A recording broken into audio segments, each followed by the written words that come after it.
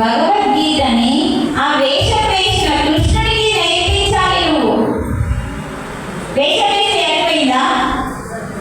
అందుకని కృష్ణుడి వేషం వేయడానికి చాలా ఉత్సాహం పడుతున్నాం, కానీ కృష్ణుడు చెప్పిన మాటని నేర్పించడానికి ఎందుకు ఉత్సాహం లేదు మనకి? ఆలోచించండి. నువ్వు వేషం వేస్తావా వేయవా అవసరం లేదు, కానీ ఆ శ్రీకృష్ణుడి అవతారం ఎంతో అందంగా ఉంటుంది. ఆ అందమంతా మన బాబులో చూడాలన్న ఉద్దేశంతో మన పిల్లలకి కృష్ణుడి అవతారం వేస్తాము.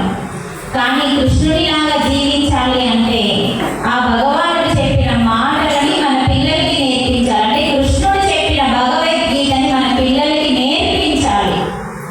అలా నేర్పించిన రోజే నువ్వు పిల్లలకి ఏది మరి పెద్ద అయిన తర్వాత ఇలా ఉండు అలా ఉందని చెప్పాల్సిన అవసరం రాదు. ఆ తలనొప్పి మనకు ఉండదు.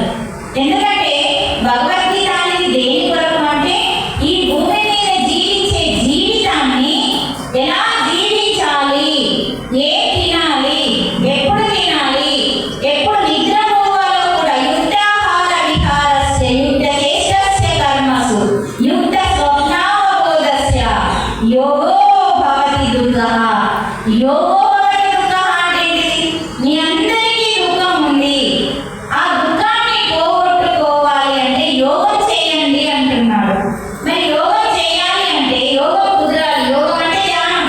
ధ్యానం కుదరాలి అంటే ఎలాంటి భోజనం తీసుకోవాలి? ఈ శ్లోకంలో చెప్తుండు.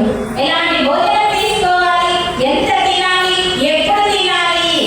చూడండి, ఎంత తినాలో కూడా చెప్పిండు, ఎప్పుడు తినాలో కూడా చెప్పిండు. టైం ఎంత తింటాం మనం?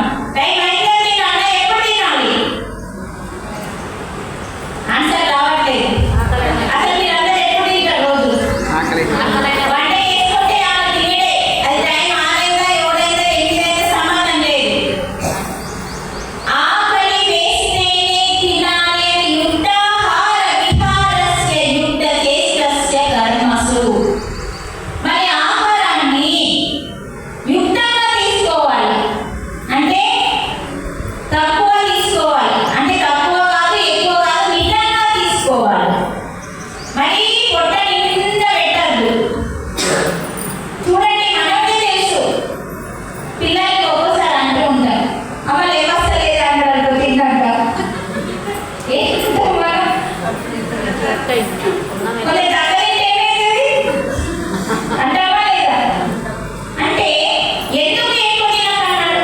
నాకు బాగా నచ్చిన కూర ఉంది, నేను తింటా అన్నావు అనుకో, తింటే ఏమైతుంది అన్నాడు ఇక్కడ. ఆ పొట్టలో ఏ భోజనం అయితే వేస్తావో అమ్మా, అది అరగడానికి కొంచెం కూడా స్థలం లేదు. మీరందరూ గిర్నీకి వెళ్తారా? గిర్నీ అనేది పిండి కట్టేదాన్ని ఏమంటాం? గిర్నీ. మా దగ్గర చెక్కి అంటాం, అందుకే గిర్నీ. గిర్నీలో మీరు గమనించండి, ఫుల్ వేయడండి బియ్యం. జొన్నలు కానీ గోధుమలు కానీ ఫుల్ నింపాడు, కాస్త గ్యాప్ ఉంచుతాడు అది తిరగడానికి. అలాగే మన లోపల జఠరాగ్ని, అది తిరగడానికి కొంచెం భోజనం తక్కువ వేస్తే ఏమవుతుందంటే ఆహారం అద్భుతంగా తక్కువ సమయంలో ఈజీగా డైజెషన్ అయిపోతుంది.